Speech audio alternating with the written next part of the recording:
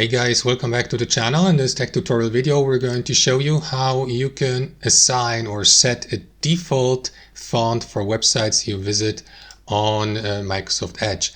So let us dive into this. In 2026, guys, it works the following way. So let's assume you would like to have text on websites you visit on Edge displayed in a specific default font. You can do this here in Edge. However, bear in mind that this works not for all websites, but it works only for specific websites. Don't ask me which ones.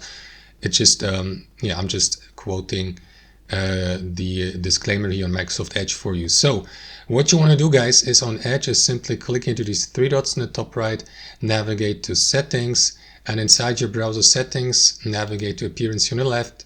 Next, scroll down, and here click into fonts.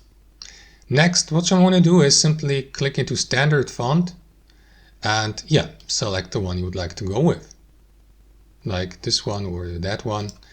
And as you can see, guys, just as said at the beginning of this video, your font settings may apply only or work on some websites, not all of them. And that's how I do it, guys. Thanks for watching. Hope you enjoyed it, got some value from it, and we'll catch you later.